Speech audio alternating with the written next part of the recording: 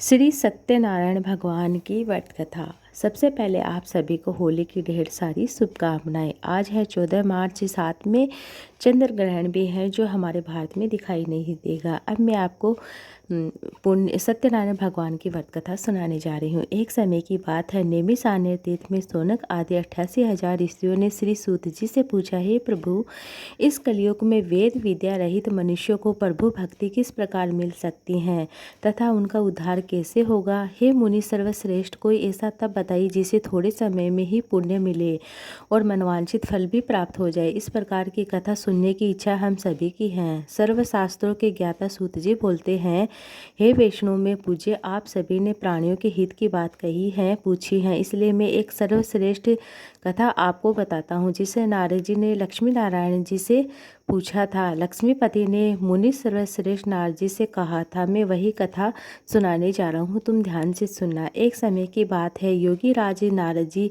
दूसरों के हित की इच्छा के लिए अनेकों लोकों में घूमते हुए मृत्युलोक में जाते हैं। वहाँ उन्होंने क्या देखा कि अनेक योनियों में जन्मे प्राय सभी मनुष्यों का अपने कर्मों का अनेकों दुखों से पीड़ित देखा। उनका दुख देखकर नारद जी सोचने लगते हैं कि कैसा यत्न किया जाए जिससे करने से निश्चित रूप से मानव के दुखों का अंत हो सके। इसी विचार पर मन करते हुए वह विष्णु लोक में जाते हैं। वहाँ देवों के इस भगवान नारायण की स्तुति करने लगते हैं, जिनके हाथों में शंख चक्र गदा पद्म थे और गले में वरमाला पहने हुए थे। स्तुति करते हुए नारद जी बोलते हैं, भगवान, आप अत्यंत शक्ति से संपन्न है, मन तथा वाणी भी आपको नहीं पा सकती। आपका आदि मध्य तथा अंत नहीं है। निर्गुण स्वरूप सृष्टि के कारण भक्तों के दुख को दूर करने वाले आपको मेरा नमस्कार है।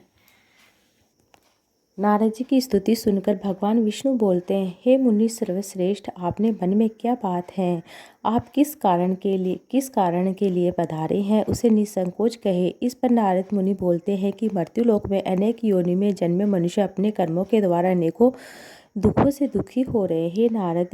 हे नाथ, आप मुझ पर दया रखते हैं तो बताइए कि वो मनुष्य थोड़े समय में थोड़े से प्रयास से ही अपने दुखों से कैसे छुटकारा पा सकते हैं। तब श्री हरि नारायण बोलते हैं, हे नारद, मनुष्यों की भलाई के लिए तुमने बहुत ही अच्छा प्रश्न किया है। जिसके करने से मनुष्य को मोह से छूट जाता है, वह बात मैं कहता हूँ, उसे सुनो। सर्व लोग मृत्यु लोग दोनों में एक दुर्लभ उत्तम व्रत है जो पुण्य देने वाला, तथा आज प्रेमवश होकर मैं उसे तुमसे कहता हूँ। श्री सत्यनारायण भगवान का यह व्रत अच्छी तरह विधि विधान पूर्वक करके मनुष्य तुरंत ही वहाँ सुख भोग कर मरने पर मोक्ष को प्राप्त होता है। श्री हरि के वचन सुनकर नारद बोलते हैं कि उस व्रत का फल क्या है और उसका विधान क्या है, ये व्रत किसने किया था, इस व्रत को किस दिन करना चाहिए, सभी कुछ विस्तार से बताइए। नारद की बात सुनकर श्री हरि बोलते हैं, दुख और शोक को दूर करने वाला यह व्रत सभी स्थानों पर विजय दिलाने वाला, मानव को भक्ति तथा श्रद्धा के साथ शाम को श्री सत्यनारायण भगवान की पूजा धर्म परायण होकर ब्राह्मणों व बंधु बांधवों के साथ पूजा करनी चाहिए। भक्ति भाव से ही नैवेद्य, केले का फल, घी, दूध और गेहूं का आटे सवा ले और गेहूं के स्थान पर आप साटे का आटा भी या शक्कर तथा गुड़ लेकर भी सभी भक्षण योग्य पदार्थों को मिलाकर भगवान का भोग लगाइए। ब्राह्मणों सहित बंधु बांधवों को भी भोग लगाए। उसके बाद स्वयं भोजन करे। भजन कीर्तन के साथ भगवान की भक्ति में लीन हो जाए। इस तरह से सत्यनारायण भगवान का यह व्रत करने पर मनुष्य की सारी इच्छाएं सुनिश्चित पूर्ण होती हैं। इस कलिकाल तथा कलयुग में मृत्यु में मोक्ष का यही एक सरल उपाय बताया गया है। इति श्री सत्यनारायण भगवान का प्रथम अध्याय संपूर्ण होता है। श्रीमन्नारायण नारायण नारायण भजमन नारायण नारायण नारायण श्रीमन्नारायण नारायण नारायण। द्वितीय अध्याय। सूत जी बोलते हैं, हे ऋषियों, जिसने पहले समय में व्रत रखा था इसका इतिहास मैं कहता हूँ, ध्यान से सुनो। सुंदर काशीपुरी नगरी में एक अत्यंत ही निर्धन ब्राह्मण रहता था। भूख प्यास से परेशान होकर वह धरती पर घूम रहा था। ब्राह्मणों से प्रेम करने वाले भगवान ने एक दिन ब्राह्मण का वेश धारण करके उसके पास जाकर पूछते हैं कि हे विप्रेत, नित्य दुखी होकर तुम पृथ्वी पर क्यों घूम रहे हो? दीन ब्राह्मण बोलता है, मैं निर्धन ब्राह्मण हूँ, भिक्षा के लिए धरती पर घूम रहा हूँ। हे भगवान, यदि आप इसका कोई उपाय जानते हैं तो बताइए। वृद्ध ब्राह्मण कहता है कि श्री सत्यनारायण भगवान मनवांचित फल देने वाले हैं, इसलिए तुम उनका पूजन करो। इसे करने से मनुष्य सभी दुखों से मुक्त हो जाता है। वृद्ध ब्राह्मण बनकर आए सत्यनारायण भगवान उस निर्धन ब्राह्मण को व्रत का सारा विधान बताकर अंतर्धान हो जाते हैं। ब्राह्मण मन ही मन सोचने लगता है कि जिस व्रत को वृद्ध ब्राह्मण करने को कह गया है, मैं उसे जरूर करूँगा। यह निश्चय करके उसे रात में नींद नहीं आती है। वह सवेरे उठकर सत्यनारायण भगवान के व्रत का निश्चय कर भिक्षा के लिए चला जाता है। उस दिन निर्धन ब्राह्मण को भिक्षा में बहुत सारा धन मिलता है। उसे बंधु बांधवों के साथ मिलकर श्री सत्यनारायण भगवान का व्रत संपन्न किया। भगवान सत्यनारायण का व्रत संपन्न करने के बाद निर्धन ब्राह्मण सभी दुखों से छूट जाता है, अनेक प्रकार की संपत्ति से युक्त हो जाता है। उसी समय से वह ब्राह्मण हर माह इस व्रत को करने लगता है। इस तरह से श्री सत्यनारायण भगवान के व्रत को जो मनुष्य करता है वह सभी प्रकार के पापों से छूटकर मोक्ष को प्राप्त होता है। जो मनुष्य इस व्रत को करेगा वह सभी दुखों से मुक्त हो जाएगा। श्री सूत जी बोलते हैं कि इस तरह से नारद जी से नारायण जी का कहा हुआ यह वचन श्री सत्यनारायण व्रत को मैंने तुमसे कहा है विप्रे, मैं अब और क्या कहूँ। ऋषि बोले, मुनिवर, संसार में उस विप्र से सुनकर किस किसने इस व्रत को किया था, हम सब इस बात को सुनना चाहते, जानना चाहते हैं। इसके लिए हमारे मन में श्रद्धा का भाव है। सूत जी बोलते हैं, मुनियों, जिसने इस व्रत को किया वह सब सुनो। एक समय वही विप्र धन और ऐश्वर्य के अनुसार अपने बंधु बांधवों के साथ इस व्रत को करने को तैयार होता है। उसी समय एक लकड़ी बेचने वाला बूढ़ा आदमी आता है। लकड़ियां बाहर रखकर अंदर बाहर की ब्राह्मण के घर में गया और प्यास से दुखी होकर वह लकड़हारा उनको व्रत करते देखकर विप्र को नमस्कार किया और पूछने लगता है कि आप यह क्या कर रहे हैं तथा इसके करने से क्या फल मिलता है, कृपया करके मुझे भी बताइए। ब्राह्मण ने कहा कि सब मनोकामना को पूरा करने वाला श्री सत्यनारायण भगवान का व्रत, उनकी कृपा से ही मेरे घर में धन धान्य आदि की वृद्धि है। विप्र से सत्यनारायण भगवान व्रत के बारे में जानकर लकड़हारा बहुत प्रसन्न होता है। चरणामृत लेकर वह प्रसाद खाने के बाद वह अपने घर को आ जाता है। लकड़हारे ने मन में संकल्प लिया कि आज लकड़ी बेचने से जो धन मिलेगा मैं उसे श्री सत्यनारायण भगवान का उत्तम व्रत करूंगा। मन में इस विचार को लेकर बूढ़ा आदमी सिर पर लकड़ी का गट्ठा लेकर नगर में बेचने चला जाता है। जहाँ धनी लोग ज़्यादा रहते हैं उस नगर में उसे अपनी लकड़ियों को दाम पहले से 4 गुना अधिक मिलता है। बूढ़ा प्रसन्नता के साथ दाम लेकर केले, शक्कर, दूध, घी, दही, गेहूं का आटा लेकर आता है। सत्यनारायण भगवान के व्रत की उन सभी सामग्री को लेकर अपने घर गया। वहां उसने अपने बंधु बांधव के साथ विधि विधान से श्री सत्यनारायण भगवान का पूजन व्रत किया। इस व्रत के प्रभाव से वह बूढ़ा लकड़हारा धन, पुत्र आदि से युक्त होकर संसार के समस्त सुख भोग कर अंत काल में वैकुंठ धाम को चला जाता है। इति श्री सत्यनारायण व्रत कथा द्वितीय अध्याय संपूर्ण होता है। श्रीमन्नारायण नारायण हरे हरे, भजमन्नारायण नारायण हरे हरे, श्रीमन्नारायण नारायण हरे हरे। श्री सत्यनारायण व्रत का तीसरा अध्याय। सूत जी बोलते हैं, श्रेष्ठ मुनि, अब आगे की कथा कहता हूँ। पहले समय में उल्का मुख नाम का एक अत्यंत ही बुद्धिमानी राजा था। वह सत्य वक्ता और जितेंद्रिय था। प्रतिदिन देव स्थानों पर जाता और निर्धनों को धन देकर उनके कष्ट दूर किया करता था। उसकी पत्नी कमल के समान मुख वाली सती साध्वी थी और भद्रशिला नदी के तट पर रहती थी। दोनों ने श्री सत्यनारायण भगवान का व्रत किया। उसी समय साधु का नाम एक वैश्य वहाँ था है। उसके पास से व्यापार करने के लिए बहुत सारा धन भी था। राजा को व्रत करता देखकर वह विनम्र से पूछने लगता है, हे राजन, भक्ति भाव से पूर्ण होकर आप यह क्या कर रहे हैं, मैं सुनने की इच्छा रखता हूँ, आप मुझे बताइए। राजा बोला कि हे साधु, अपने बंधु बांधवों के साथ पुत्र आदि की प्राप्ति के लिए महाशक्तिमान श्री सत्यनारायण भगवान का व्रत पूजन कर रहा हूँ, अनुष्ठान कर रहा हूँ। राजा के वचन सुनकर साधु आदर से बोला, हे राजन, मुझे इस व्रत का सारा विधान कही। आपके कथा अनुसार मैं भी इस व्रत को करूँगा। मेरी भी संतान नहीं है। इस व्रत को करने से निश्चित रूप से मुझे संतान की प्राप्ति होगी। राजा से व्रत का सारा विधान सुनकर व्यापार से निवृत्त होकर वह अपने घर को चला जाता है। साधु वैश्य ने अपनी पत्नी को संतान देने के लिए इस व्रत का वर्णन कह सुनाया। कहा कि अब मेरी संतान होगी, जब मेरी संतान होगी तब मैं इस व्रत को करूँगा। और साधु ने इस तरह से वचन अपनी पत्नी लीलावती से कहे। एक दिन लीलावती के साथ आनंदित हो सांसारिक धर्म में पर्वत होकर श्री सत्यनारायण भगवान की कृपा से गर्भवती हो गई। 10वें महीने में उसके गर्भ से एक सुंदर कन्या ने जन्म लिया। दिनों दिन वह कन्या बढ़ने लगती जैसे शुक्ल पक्ष का चंद्रमा बढ़ता है। माता पिता ने अपनी कन्या का नाम कलावती रखा था। एक दिन लीलावती ने मीठे शब्दों से अपने पति को याद दिलाया कि आपने श्री सत्यनारायण भगवान के जिस व्रत को करने का संकल्प लिया था वह दिन आ गया है। आप इस व्रत को जरूर करिए। साधु बोला कि हे विप्रे, इस व्रत को मैं उसके विवाह पर करूँगा। इस प्रकार अपनी पत्नी को आश्वासन देकर नगर को चला जाता है। कलावती पिता के घर में दिनों दिन बड़ी होने लगती। साधु ने एक बार नगर में अपनी कन्या को सखियों के साथ देखा तो तुरंत ही दूत को बुलाया। कहा कि मेरी कन्या के लिए सुयोग्य वर ढूंढकर लाओ। और साधु की बात सुनकर दूत कंचन नगर में पहुंचते वहां देखभाल कर अपने लड़की के सुयोग्य वाणिक पुत्र को ले आते हैं। सुयोग्य लड़के को देखकर साधु ने बंधु बांधव बुलाकर अपनी पुत्री का विवाह करा दिया। लेकिन दुर्भाग्य की बात यह थी कि साधु ने अभी भी श्री सत्यनारायण भगवान का व्रत नहीं किया था।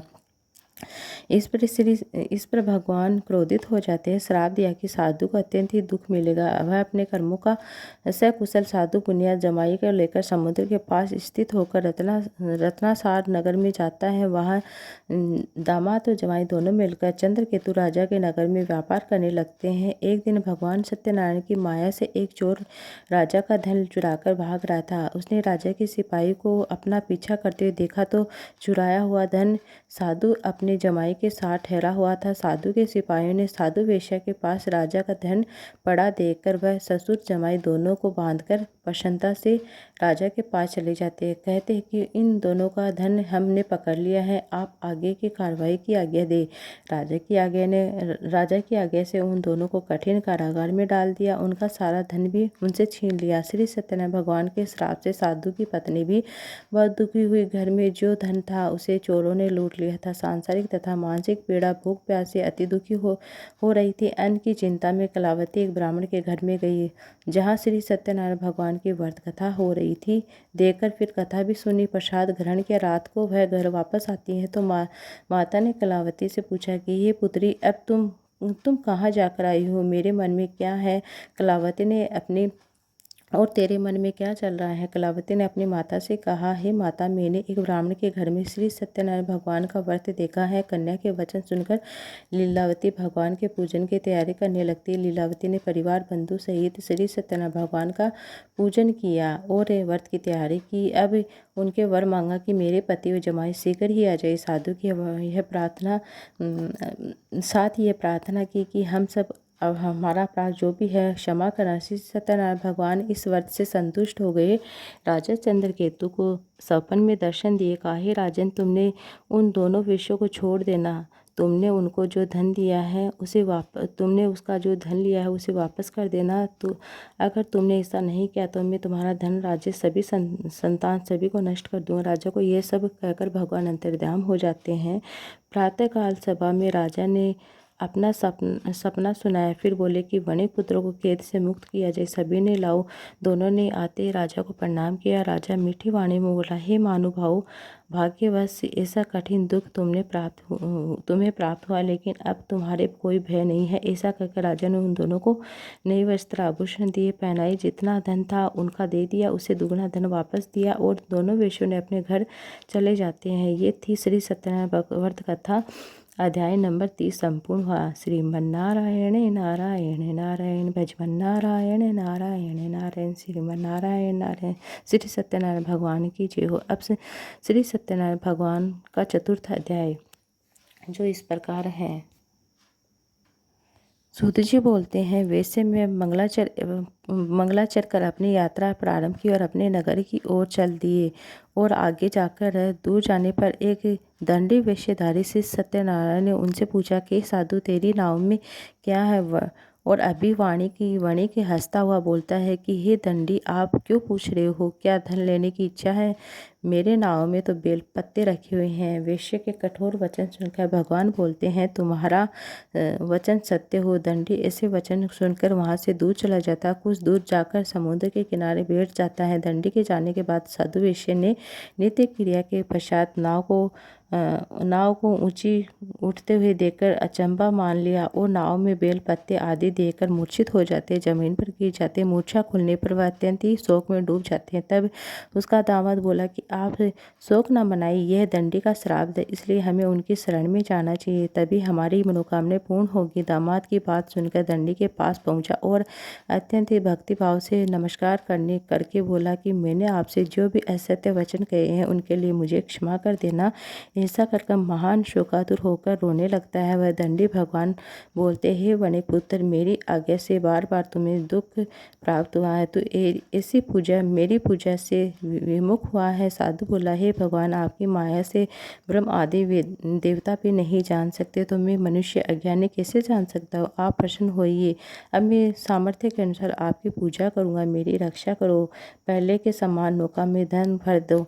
साधु वेश्या के भक्ति भाव वचन सुनकर भगवान प्रसन्न हो जाते हैं, उनकी इच्छा अनुसार वरदान देकर अंतर्धान हो जाते हैं। ससुर जमाई जब नाव पर आए तो नाव धन से भरी हुई थी। फिर वहीं अपने अन्य साथियों के साथ श्री सत्यनारायण भगवान का पूजन करते अपने नगर को चल देते हैं। जब नगर के निकट और नजदीक पहुंचे तो दूत को घर भेजकर खबर करवाते हैं कि दूत साधु की पत्नी को प्रणाम करके कहता है कि मालिक अपने दामाद सहित नगर में आ रहा है। दूत की बात सुनकर साधु की पत्नी लीलावती से बड़े हर्ष के साथ सत्यनारायण भगवान का पूजन कर अपनी पुत्री कलावती से कहती है कि मैं अपने पति के दर्शन को जाती हूँ, तो कार्य पूर्ण करने के बाद अति शीघ्र आ जाना। माता के ऐसे वचन सुनकर कलावती जल्दी से प्रसाद छोड़कर अपने पति के पास चली गई। प्रसाद की अवहेलना करने के कारण श्री सत्यनारायण भगवान रुष्ट हो जाते हैं। नाव सहित उसके पति को पानी में डुबो दिया। कलावती अपने पति को वहां न पाकर रोती हैं, जमीन पर गिर जाती हैं। नौका को डूबा देखकर या कन्या को रोता हुआ देखकर साधु दुखी हो जाता है। हे प्रभु, मुझे यहाँ मेरे परिवार से जो भूल हुई है उसके लिए क्षमा करो। साधु के दीन वचन सुनकर श्री सत्यनारायण भगवान प्रसन्न हो जाते हैं। आकाशवाणी होती है, साधु तेरी कन्या मेरे प्रसाद को छोड़कर आई है, इसलिए उसका प्रति अदृश्य हो गई। यदि वह घर जाकर प्रसाद खाकर लौटती हैं तो उसका पति अवश्य ही मिल जाएगा। ऐसी आकाशवाणी सुनकर कलावती अपने घर पहुंचती है, प्रसाद ग्रहण करती है, फिर आकर देखती है तो पति के दर्शन करती है। उसके बाद साधु ने बंधु बांधव सहित श्री सत्यनारायण भगवान का व्रत का पूजन के अनुष्ठान किया। इस लोक में सुख भोगकर अंत में स्वरलोक को प्राप्त होते हैं।